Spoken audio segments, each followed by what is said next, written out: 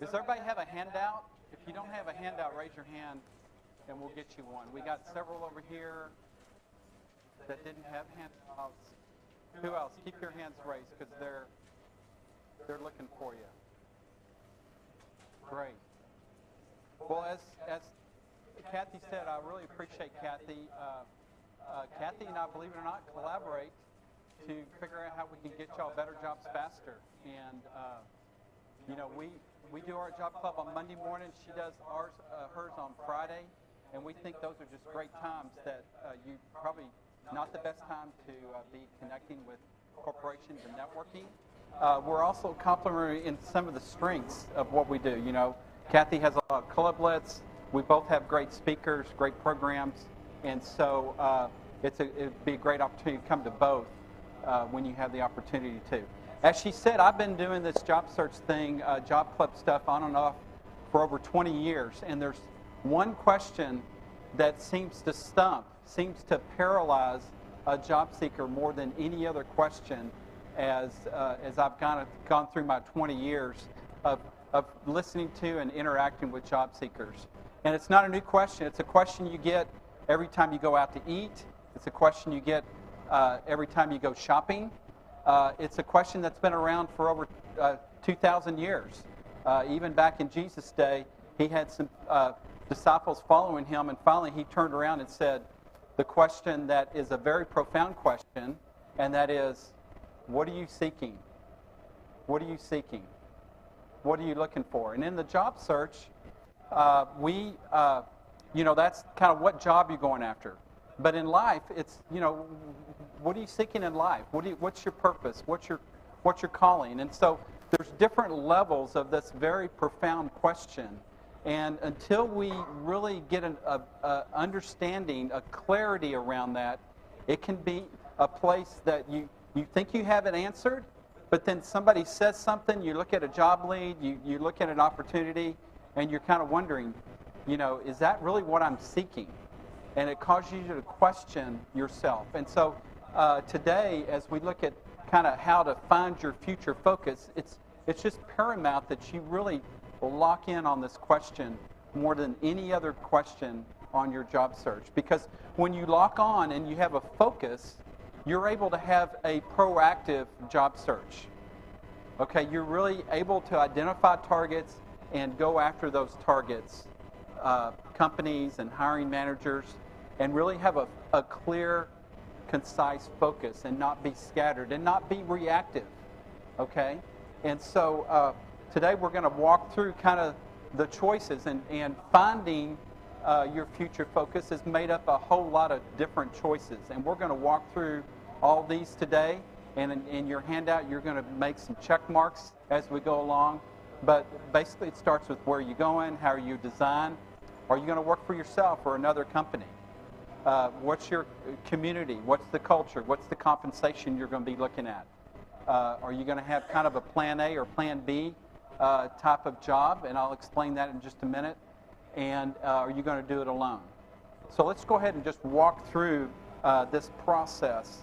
The first one is your choices matter. Unfortunately, choices come with consequences. And the first choice you have to make is whether you're going to be passive or you're going to be proactive. We ask a question when you come to job seekers on the form you fill out. We ask the question, how involved in your job search are you going to be over the next month? Are you going to spend 5 hours a week, 10 hours a week, 25 hours a week, 40 hours a week on your job search? And we ask that question for a reason. We're forcing you to decide, am I going to be a passive job seeker or a proactive job seeker? There was a survey done of how many hours on average a job seeker spends on their job search. What do you think? 66% of job seekers spend what number of hours or less on their job search? What do you think, David? 20 hours a week? Less? 10? Anybody else? 5. The typical job seeker that they surveyed, and this was an outplacement firm, surveyed, they spend less than 5 hours a week. So I really need to ask you, How many hours a week are you spending on your job search? Not full of all the distractions that seem to get in the way, not cleaning out the closet, right? Cleaning out that drawer that you've always wanted to get to. Those are all good things. But the first thing you need to decide is, are you going to be a passive or a proactive job seeker? So just mark that on your handout there, which one you're going to be. That's kind of the second question there. And what you decide there kind of leads to some consequences, right? You've got the typical, as you look at the choices that you make through the job search when you're deciding on things, you've got the choice of pros and cons. And y'all are familiar with that. I don't need to go over kind of pros and cons. But there's different ways of asking you the question when you're thinking about it. I was counseling somebody, coaching somebody last week on this, and they were looking at, is it time for me to retire and move on to a kind of a more volunteer life? And so there was a lot of fear into that. There was a lot of questions about, am I going to have enough money? What's the economy going to do? And he kind of did his pros and cons, but he started asking himself kind of different questions. And he said, why shouldn't I do this? Why can't I do this now? And so pros and cons will kind of get some of those questions out. Pros and cons are good, but effects, you got to look at the effects of every one of your choices that you're making on the jobs you take, on what kind of effect this is going to have on other people. For instance, if you take a high-paying job that has a lot of travel, you may have to give up that family time. And where are you at in your family? If you're an empty nester, that may not be as big a deal as it is if you've got young ones or sports kids that you need to get to soccer practice in the evenings, right? And you're going to miss all that if you're traveling a lot. And so you got to look at the effects on the travel. We had a job seeker, and he actually had cobbled together 3 jobs, and he wasn't around the family very much, and he got laid off from his main job, and actually 2 of the jobs. And so he's about 10 days, 2 weeks into his job search, and his daughter, I'm not sure how old she was, said, Dad, I'm really glad you lost your job. I'm really glad you lost your job. And the dad said, why? He said, well, you're spending so much more time with me. And so over that lunch, they just kind of talked it out, and the daughter expressed how much she had kind of missed having Dad around, and Dad kind of said, I'm really sorry. And they made a connection over that lunch that changed the trajectory of their relationship forever. And he walked away saying, losing my job was the best thing that ever happened, because it allowed me to look at the effect my job was having on my family. And so for you, that's kind of what we hope in as I go through this talk and this discussion on the choices you make, to just make you even that much more aware of some of the choices and the consequences that come with some of those choices. So you not only have the direct and indirect, but you also have the immediate gratification. They say short-term gain can sometimes yield long-term pain. It's that story again of you're going after the high-dollar jobs that comes with travel, and over time that just kind of wears down on your family relationships. Also, short-term pain yields long-term gain. Sometimes you need to consider going back and getting recertification, going back and getting training. And Michael Brown's company, ConsultingSolutions.net, is an example of going back and getting that training, that certification, and that's going to be painful for those 12 weeks where you're studying a lot, you haven't been studying in a long time, but really putting the effort in to invest in yourself, to retool yourself, retrain yourself, so that you can take your career to a new trajectory. And so that would be an example of thinking through, okay, short term, I'm going to take a hit here. It's going to cost me more than what can I really afford, but long term, it's going to pay off over time. And so that's kind of what you have to consider as you go through this cycle of making choices and looking for consequences. Now, some of y'all feel like that you're kind of on a merry-go-round where you've, and I've seen it in the last 5.5 years that I've been doing the job club, where I've had people, get a job, then they get laid off, they get another job, they get laid off, they get another job and get laid off, and they come back. They're coming back to Job Seekers Network every time.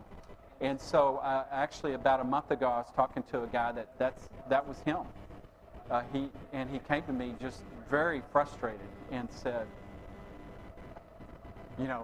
I got to change this cycle because it seems like, I'm doing the same thing over and over again for the last 10 years, and it's not getting me the long-term result that I want. And so he said, what I need to do is I need to change the cycle. And he said, what do I do to kind of change? What's the catalyst that's going to change that cycle? And I said, you really have to get to know yourself a lot better to a great degree. Your personality, your skills, your interests, your values, because we were kind of talking about some of that, and find something that's a better fit. Because what he was doing wasn't a great fit for him at all. And so he was going through this cycle where he was getting into the kind of, that's an easy job to get because I've been doing it for 10 years, but I know I've been unhappy in that job. And guess what? When you're unhappy in a job, does it affect your performance? Yeah. And so, again, when you're looking at your cycle, you may need to step back and determine what's going to change this cycle, because I'm tired of being on this cycle where I get a job, I lose it, I'm not a good fit in it, my performance starts to wane, and I lose my job, and it starts over and over again. And so you've got to do something to change the cycle. So as we go through here, 50% of the job seekers that I see on our survey that we do have some level of unclarity. They're not focused. And they're not focused falls into several categories. So I'm going to walk through this, and I'm going to use the example of a cab driver. So think of one of your networking people that you know that want to help you in your job search. Okay, everybody, we teach at Job Seekers Network that every 2 weeks you ought to be reaching out to your close network, letting them know where you're at in your job search and some target companies that you're looking at. So think of one of those people that's in your network that wants to help you. Think of them as the cab driver. And what's the cab driver typically ask you when you get in? Where do you want to go, right?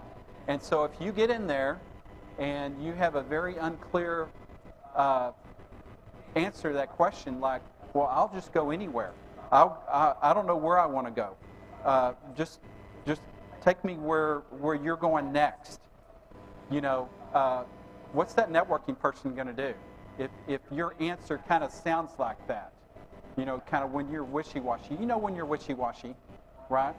Where you're not being real clear about what you want to do. And they ask you the follow-up question, well, tell me a little bit more about that. Why do you want to seek that? And how do you think you're a good fit for that? So, when you give that unclear answer, that cab driver, that networking node's going to turn off that engine that he had revved up, ready to go for you, ready to open up his network to you. He's going to turn off that engine. He's going to turn off that network to you because you're not clear. Okay? Because they just view that, if you're not clear, how am I going to make that clear to the rest of the network? The other thing is that you can be uninvolved. So, again, you get in the cab driver says, where are you going? And you say, well, you pick the pace. Tell me wherever you're going, and I'll go wherever you're going. And that's like going out looking at jobs. You go out there on jobs boards, and you just kind of pick one. And that's kind of a reactive job search. That's not being proactive, where you're just kind of searching any job and saying, oh, well, I kind of fit 30% of this, so I think I'm going to submit my resume. Talk to recruiters all the time, and that's their biggest complaint, is they have a real clear idea of what they're looking for. People submit their resumes that, it's not a good fit for at all. And so you have to be really decided on what you're going to do. And it's really hard because a lot of us want to keep our options open. But keeping your options open in a job search can really lead to an unfocused job search, and it's going to confuse your cab driver. It's going to confuse your network when you're trying to use them. Unfocused would be where do you want to go, and you say something like, I want to go out west. And out west could mean a lot of things. That could mean El Paso. That could mean Phoenix. Could mean California. When you're getting in a cab or an airplane, going when you want to go out west. But a lot of us job seekers do that, where you say, I'm in sales. Okay, sales is like saying, I want to go out west, because sales is so broad, right? You got inside sales, outside sales, you got small ticket item sales, big ticket item sales, hardware, software. You got so many sales categories that you have to be really specific. I had a guy, one of my early coaches, I'll never forget this, I was so embarrassed. So he was like coaching for me for 5 years, and he kept telling me, I kept asking, what do you do? And he said, I'm in medical device sales. Well, back then, I wasn't familiar with the health industry, right? And I didn't know what medical devices were, right? I really didn't know, but I never asked him. He wasn't really clear. And finally, after about 6 months, I said, when you say medical devices, what do you mean? What do you mean? He said, well, I've done some vitamin D test kits for hospitals. I've sold those before. But what I'm looking for now is I'm looking for artificial limbs. I'm looking to sell artificial limbs to hospitals and so forth. And when he said that, there was a hook in my mind then, because one of my daughter's friends at school, her father started one of those artificial limb companies that kind of revamped how they do artificial limbs. And he was right here in Austin. But it wasn't until I got him to be real clear and real focused on communicating to me what exactly you're looking for, that I could make that hook in my mind of somebody I knew that could help him. And so you have to help your networking people have that hook. What is that they're looking for something specific? And when you say that specific, then they can help you. When you keep it real general, real unfocused, right? Sales, finance. I'm in finance. Well, there's a whole lot of finance. I was in finance, but I was in corporate finance, which doesn't really do you much good either way. But when I start saying I help corporations in their budgeting and forecasting, that's what I help do. And so you got to get specific and really clear and focused in what you're doing. The other example is when you have kind of a fork in the road. You say, I could be an IT consultant, or I could be a CIO at a small company. And so those are two different things. An IT consultant is an individual contributor, and a CIO at a small company is a manager level job. And so even when you're in this fork in the road and trying to decide between two different paths, two different jobs you're going after, that's going to be confusing. So the more focused you get, the better the reception is going to be from your cab driver. He's going to know where you're going. And so obviously if you get into your cab driver and say, I want to go to Banderas Restaurant at the Renaissance Hotel in the Arboretum off of Great Hills Trail, that's pretty specific, right, to your cab driver. That's what he's looking for. He's looking for an address, a major landmark, something he can hook onto so he can drive you, your networking node can drive you to exactly the people that can help you, okay? And obviously being focused helps you to avoid kind of the chicken chasing, is what I call it. My wife and I used to have chickens, and we'd go out there, and they were not nice chickens, right? They weren't the ones that fly up on your arm and feed out of your hand, okay? They were the ones, you go in that little chicken coop area, and they just scatter. And, one of them had an illness, and we needed to catch it. and it was like all I could do to check them, to catch them. And so that's kind of like you. If you're not focused, when you're focused, it avoids kind of that chicken chasing just any job that will do, right? It avoids you chasing, and just like a chicken, you're never going to get that job, right? That you're just chasing every job that kind of comes up. You're never going to catch that chicken, so don't go after that job. It also, being focused allows you to put 100% of your resources behind one effort, okay? You're not divided in any way at all. They also tell you 101 advertising marketing says what? Simplify your message. Being focused allows you to simplify your message. So get focused, get clear, get very pointed in what you're looking to do, and that's going to lead to your cab driver, your networking node, to be able to help you get there. Okay, so on your sheet, you've got a thing, and what I want you to do is I want to make a little check mark on where you're at today, and put a little star where you want to be. Okay? Hopefully your star is going to be on the focus box, right? And we're going to talk about how you can get focused. So getting focused, I think, starts with looking within. Every one of y'all is unique. And one of the things when we talk about job search, and we're going to talk about it more, is kind of helping one another. When you're helping somebody else, even if they're kind of similar skill set, similar job they're looking for, that person is still different enough from you that when a company interviews, they should be able to tell the difference and tell whether you're a better fit or your buddy that you're helping is a better fit. So that's why I always tell job seekers to even like-minded, you're going after the same position, help one another, because you're unique. You've been uniquely made. Okay? You've got unique gifting, motivations, and purpose. And so until you really drill down and understand your uniqueness, you really won't understand the competitive advantage that you have. And we're going to talk about that in a minute. But, there's even a verse that says God knew you before you even born. Okay? So you're uniquely made, and you've got unique motivations. So let's kind of break this down a little bit more to how you're designed. When we talk about you being uniquely made and gifted in motivations, this is kind of what we're talking about on personality.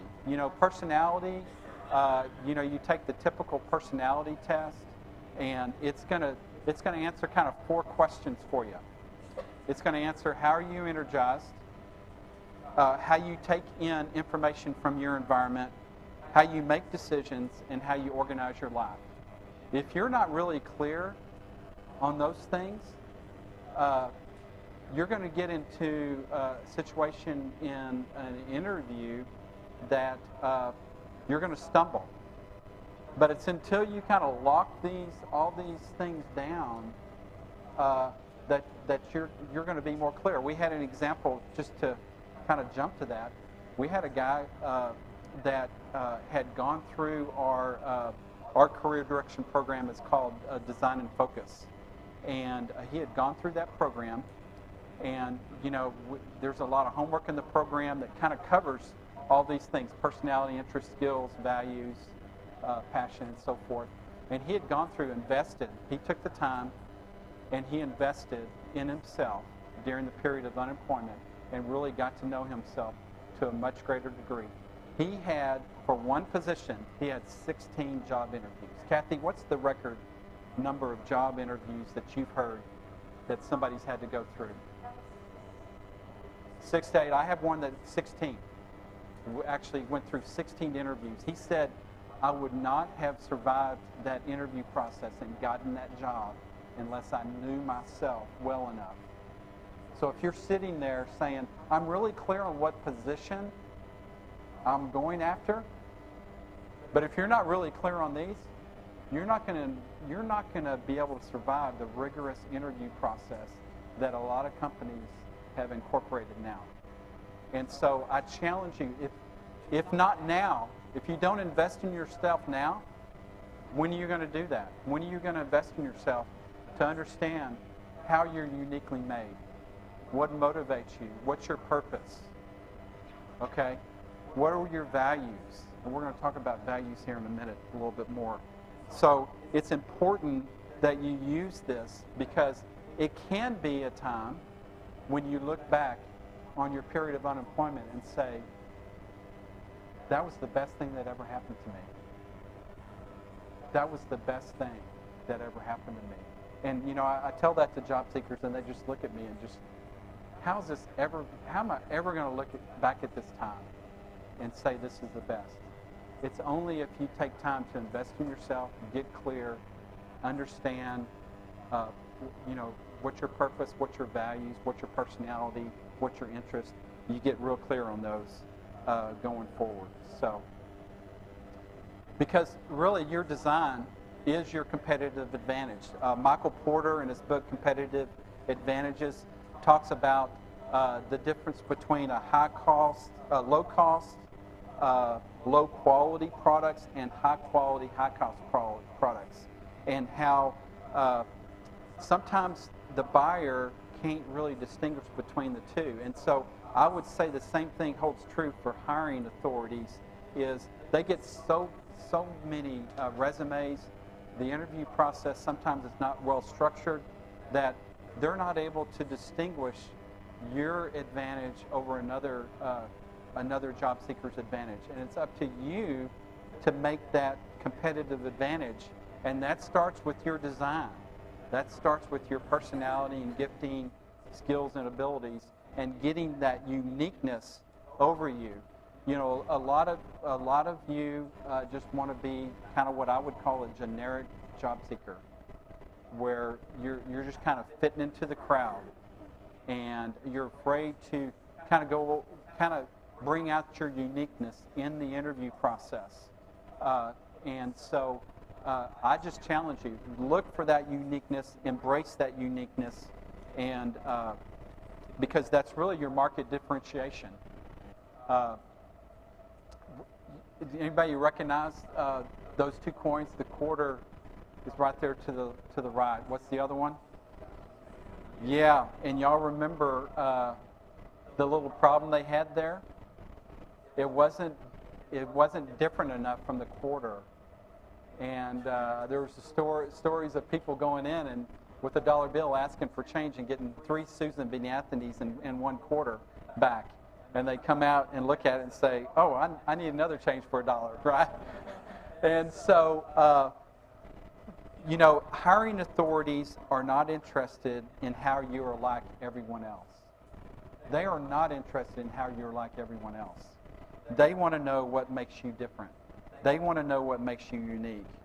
You know, it's just so easy for us to just try to conform and give the answer that they want to hear, and not take the chance of giving the answer that's really true about you, the truths about you. You really need to uncover what are the truths about you, what makes you unique.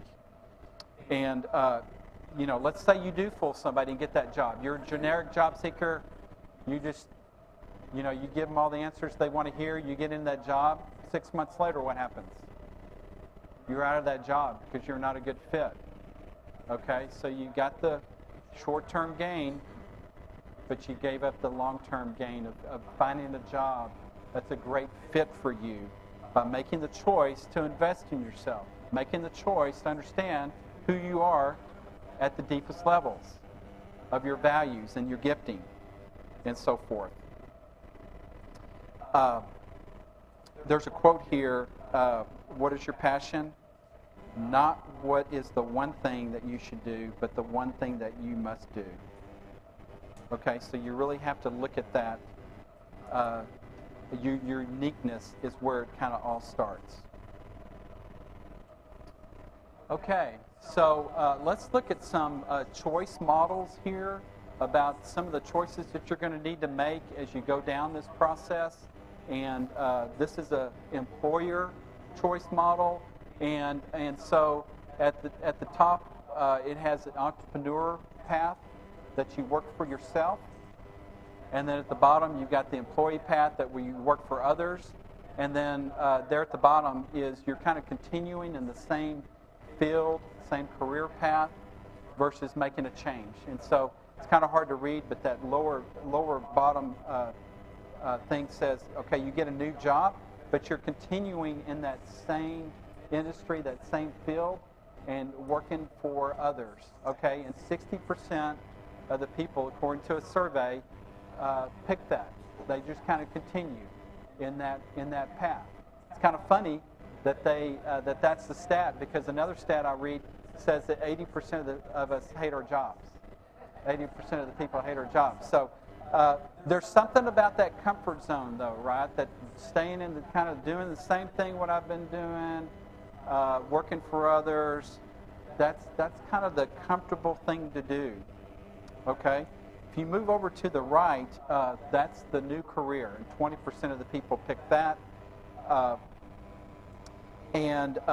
Here, you've got to convince someone to invest in you. You've got to convince somebody that you've got the transferable skills to take kind of what you've been doing to change to a new career, but you're still working for somebody. Okay, and I did that in my career at Dell. I started out in finance. I got on a program management team to launch a new product, and on that team was an engineer, a new product operations person, a salesperson, a marketing person. I was the finance person, and you had the new product engineer person. And so I got really exposed to that whole program management process and said, wow, I like this. And so I said, I think I want to be a program manager now.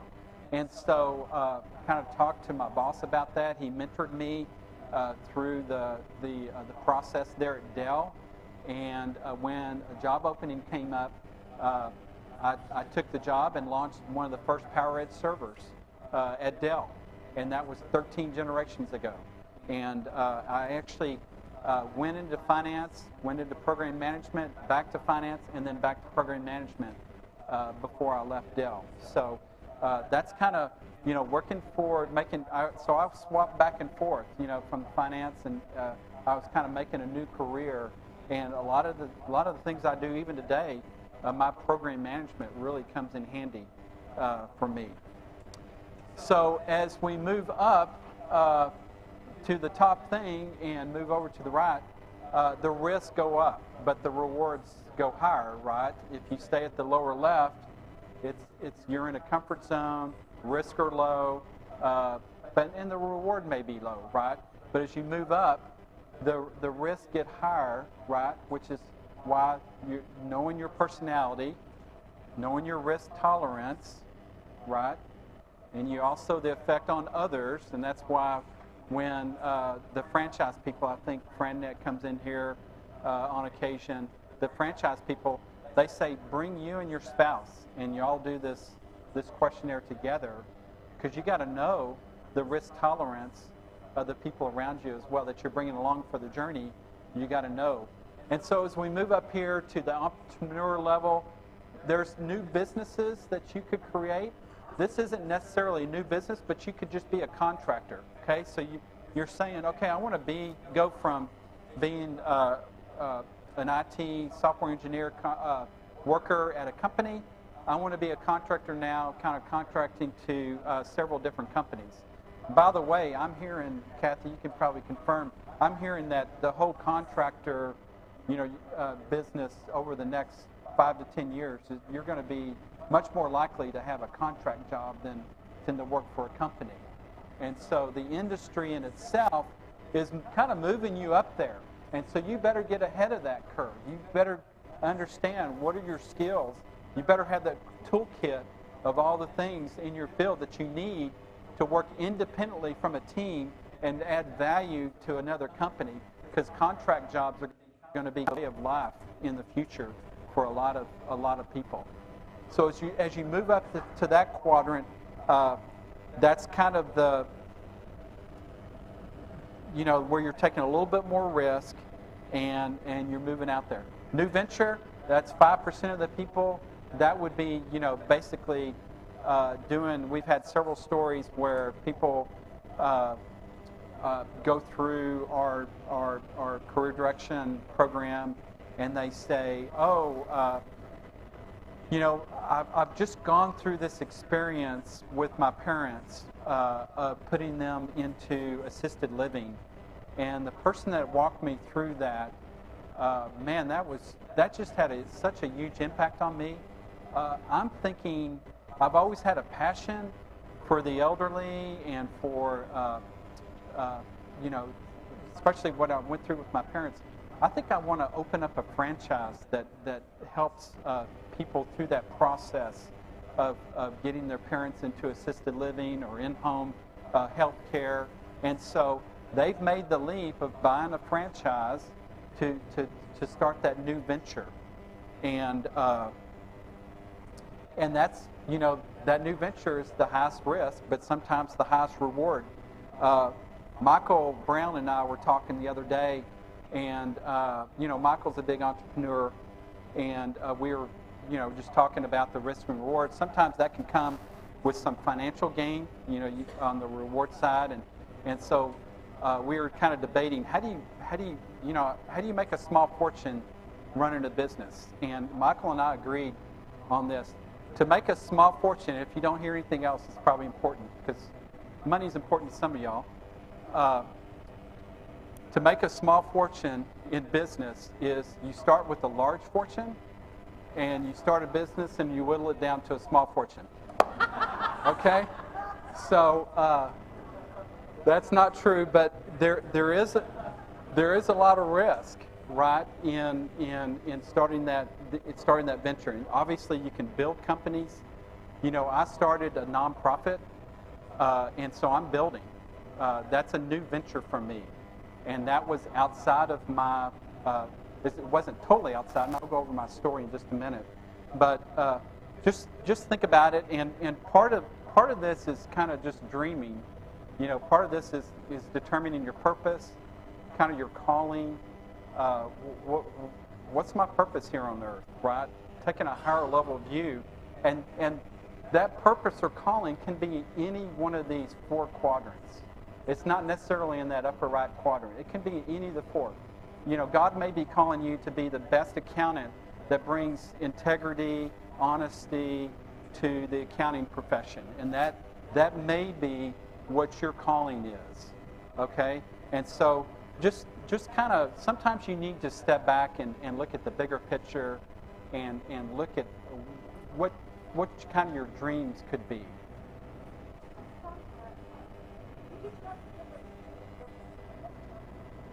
They're kind of the same. What's the difference between a business and a venture?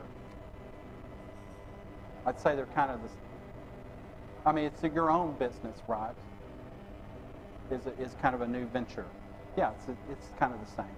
But I've got a poem here from Amanda Bradley. It says, follow your dream, take one step at a time, and don't settle for less. Just continue to climb.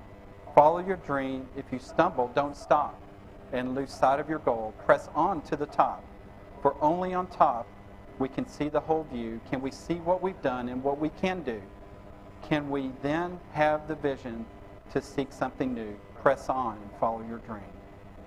So some of y'all are dreamers, and that's how kind of you develop things. And so now it's the time to step back, and part of that focus is deciding I'm going to dream, and I'm going to see how I can move towards that dream. There's another quote by John McDormand. John McDormand, actually, this is kind of from his program. He's got a program out of Dallas, and this is the bulk of what I'm showing is part of this career transition workshop. But he says the fact that dreams don't always come true doesn't stop the dreamer from dreaming anew. Okay, so on your handout, you need to kind of check maybe where you want to head this next time around. What do you want to do? Do you want to continue to work for others? Are you going to make a change? What is that going to look like for you? Okay, the other choice that you have to make after you make the employer choice, who you're going to work for, yourself or others, you're going to make a change or continue, is the environment choice. And the environment choice obviously starts with kind of this focal point of the crosshairs of kind of the position you're looking for in the industry. So I want to be a financial analyst in the healthcare industry. I want to be a program manager at a software company. I want to do programming at a gaming company, okay? So you need to decide kind of what your position is, and then after you determine your position, you need to think about the culture in your boss. And Job Seekers Network puts out a daily newsletter that culls kind of the best information from the internet and boils it down kind of into kind of a USA Today type newspaper that we publish online every day. And it had one 2 days ago that says 14 ways to research company culture.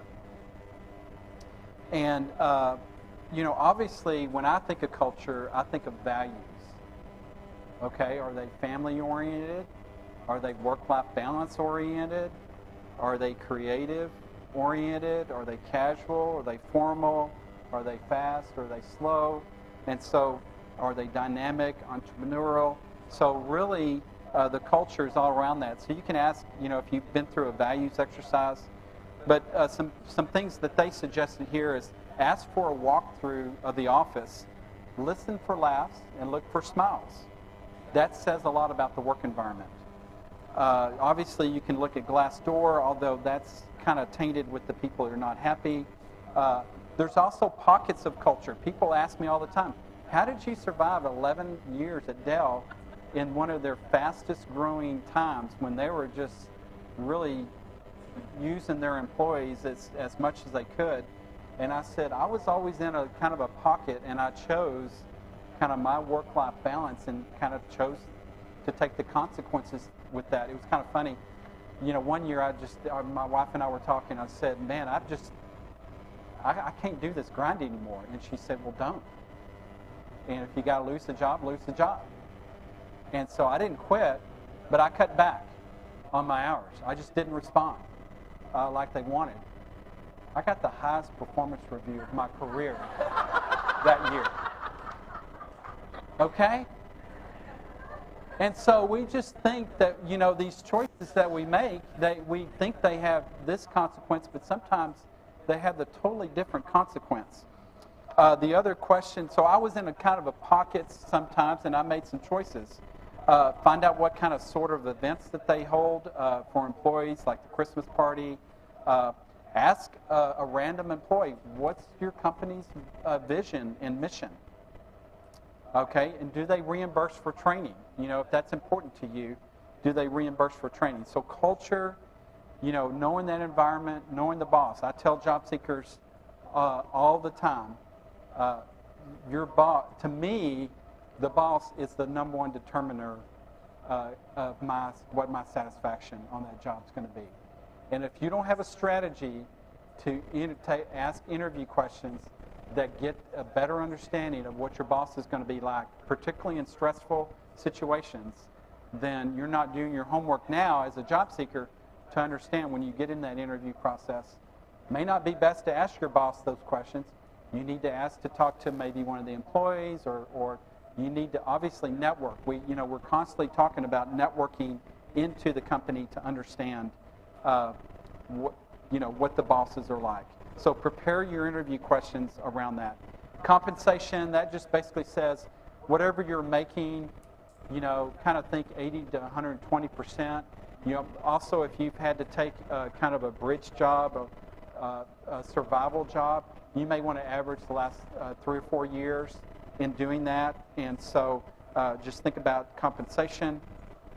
Obviously that's important, especially when you move to community, because you could get a job in New York that pays twice as much as what you're making in Austin, but really the cost of living is 4x, and so in New York, and so you're going to be so far behind. I had a friend do that, as he was making some choices for community. He chose to go to Ada, Oklahoma, and without looking, he thought that the cost of living was a lot lower, but it ended up it was not much lower than Austin. He was shocked when he got there and had to pay more for a home and make that choice. He also recently had to make the choice where he had to move across the country. He lost his job in Ada. He had to move across to North Carolina, and he's been away from his family for a year. And the job in North Carolina is not working out, so he didn't want to move his family out there. And so, again, all these choices that you make, you kind of have to think through them and think about them. And the other thing you need to do is prioritize. What's the most important thing to me? Is it the community I live in? You have to prioritize these. Is it the community? Is it the culture of the company? Is it what I do? Or is it my compensation? And so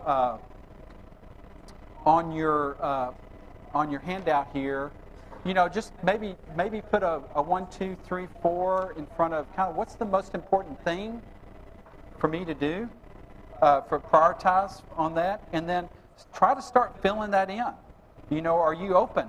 I talk to job seekers all the time and talk about, if you can't identify at least 30 companies in Austin that hire people like you're looking for, you need to expand geographically, maybe to include San Antonio, Dallas, Houston. If you're kind of a niche, and that's what my friend had to do. He was a PhD chemist. There's not a lot of PhD chemistry jobs in Austin, Texas, and so he had to. First, he kind of commuted out to Burnett. There was a job out there, but then he had to move his family, and so they do have your choices have kind of consequences. So mark down what you think is the best. Okay, this is one of my favorite slides, and we get this a lot. And this one kind of speaks to the concept of kind of committing. We all want to keep our options open, but at some point in time, you're narrowing it down to maybe two jobs. And also, your finances and some other things start playing into this, whether you need kind of plan A or plan B. Plan A is kind of that dream job. It's on your career path. It's a position that you're going to find fulfilling. You're going to be striving and not just surviving. It's kind of the quest for the best. Over on the right is kind of the plan B job. That's kind of more the survival job. I can't find my plan A, and so my finances are running low and so I have to take a plan B. But if you take a plan B job, try to take a job that'll get you closer to plan A. We had a job seeker come through our career direction class, and he had decided that he wanted to go into teaching. Okay, and so he obviously didn't have the certification to do that. And so what he did is he went and got a executive assistant position at a international school, or in the education field. And so he was around teachers all the time. He had some mentors that were teachers there. And in the meantime, while he took that job, he also waited tables on the side. We got job seekers delivering pizzas on the side. But take the job that kind of is in your field, but it's maybe a survival job. And in the meantime, so it's been 2 years since he kind of did that. He worked towards certification. He had that plan B job. 2 weeks ago, he got his own classroom.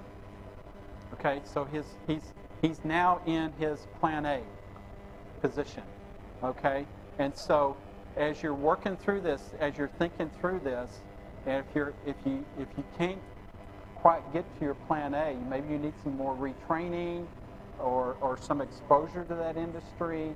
We have another job seeker who took Design and Focus that decided to he wanted to start a nonprofit, but he didn't have any of the background in it.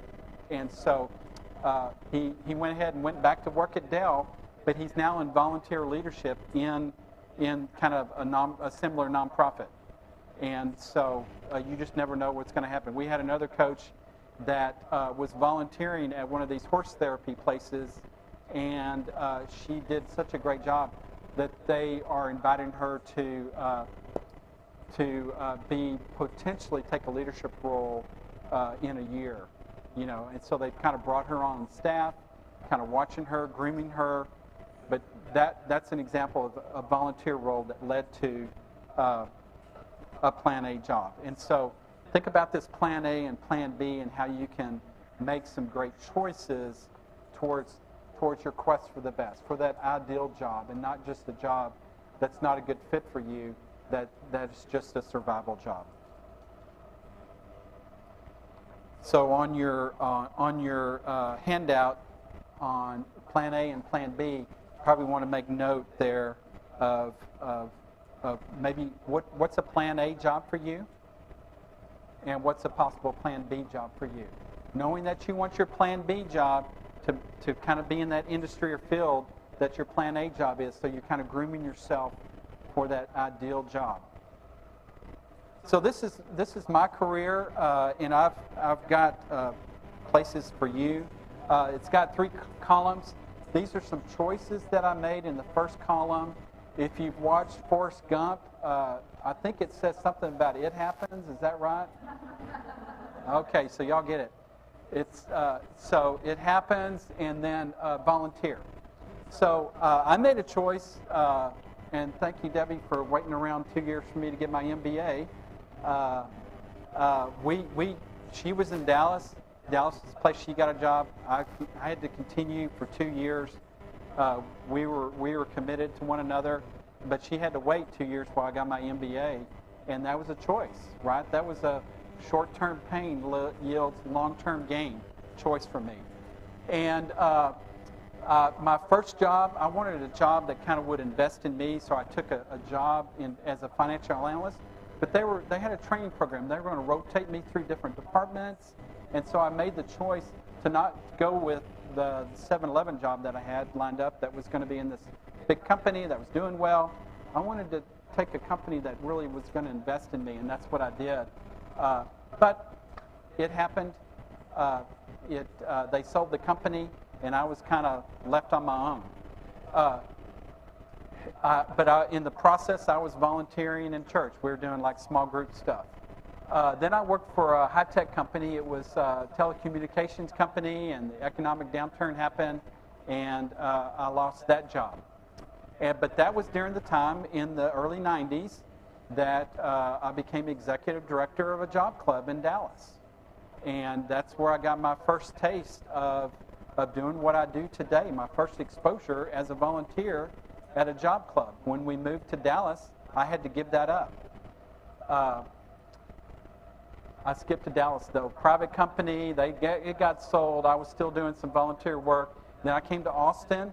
So again, I made a choice to leave my parents in Dallas, to leave that environment, and to move to Austin.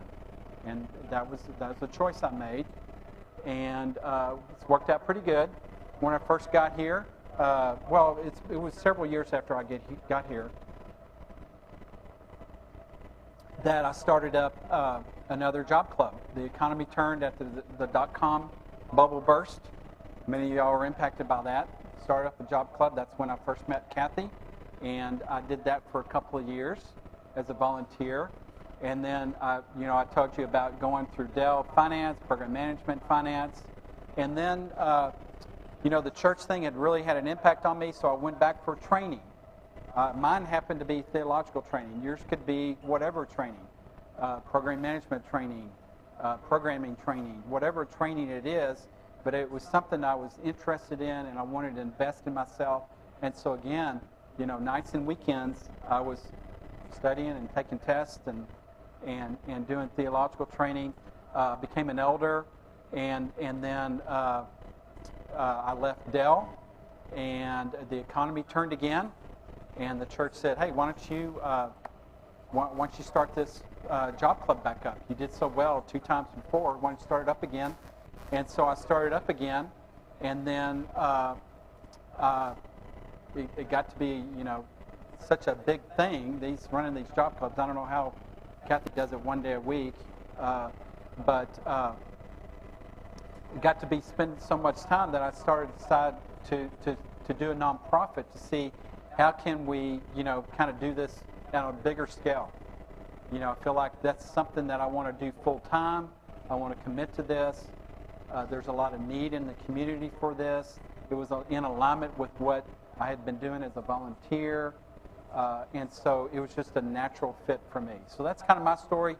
On your handout, you can kind of take this, use another sheet of paper, and kind of map your story, maybe. That'll help you look at that.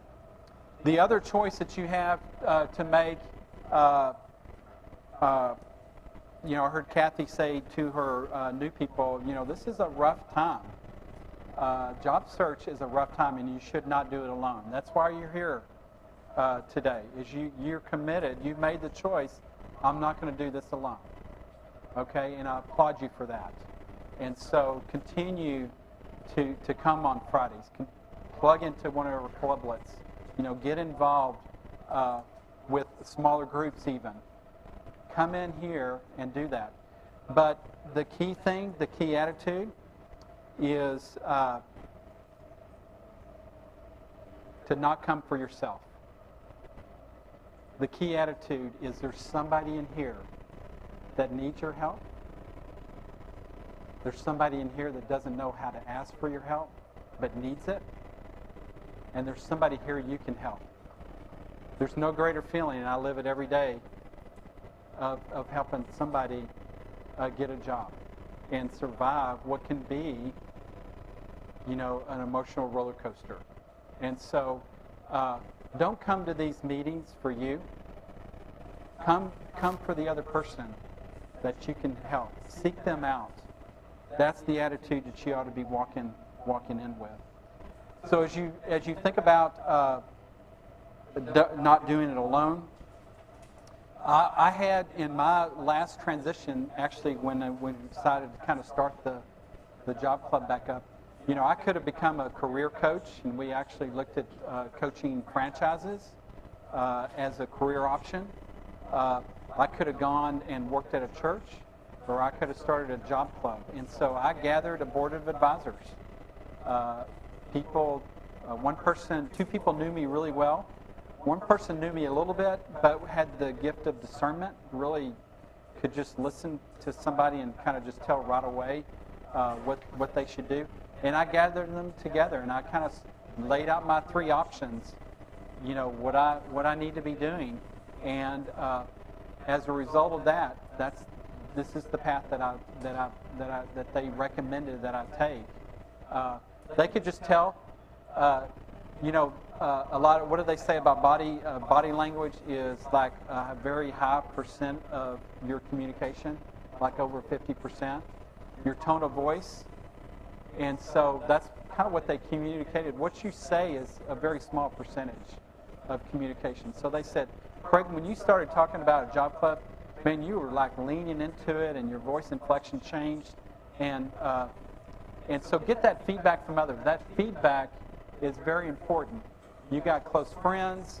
I already mentioned I'm a man of faith, and so prayer is very important. Reflection for many of you, and then obviously there's people who help people for a living as a career coach, and so you may need to pull on them as well.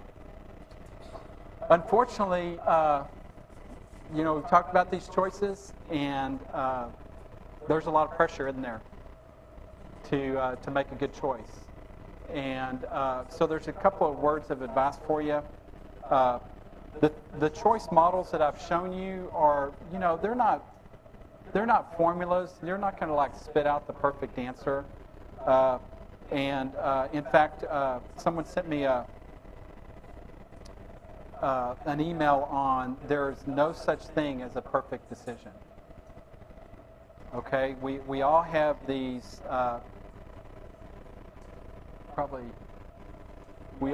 we have these doubts and fears that we wrestle with, and what this story says is, do you have a decision to make now where uncertainty is making you feel stuck? Some of y'all are feeling stuck. And it says, I often get analysis paralysis trying to figure out which of my choices is the perfect decision. and I came to realize that there is no such thing as a perfect decision. Perfection is illusion. There are good choices and bad choices, but most of the choices that I'm trying to make are between a good choice and another good choice. And so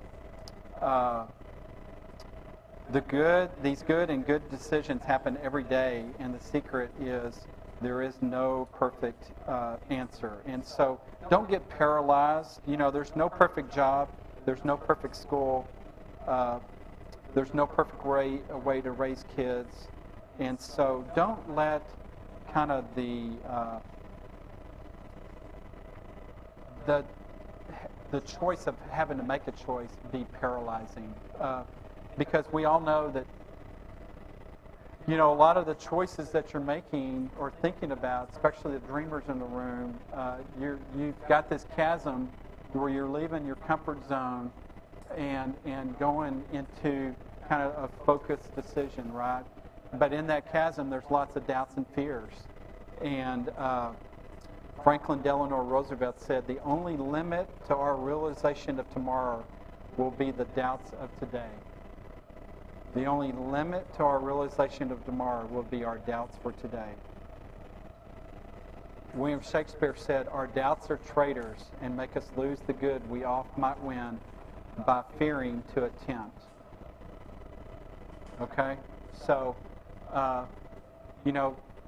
those doubts and fears are real. In fact, there's probably a story you've heard of the old Cherokee tale of two wolves. And there was one evening, an old Cherokee Indian told his grandson about the battle that goes inside people. He said, my son, the battle's between two wolves inside of us. One is evil. It's full of doubt and fear and anger and jealousy. And the other is good. It's full of joy and peace and love and hope. And the grandson thought for a moment and asked the grandfather, which one wins? And the old Cherokee simply replied, the one you feed. Okay, so that's a very simple story to just realize that if we feed the doubts and the fears in our lives, if we feed on those, we're never going to be able to make that jump, that leap over them that we need. The choice that we have is to feed the good wolf. In this case, it will show up on the character and habits, behavior, and positivity.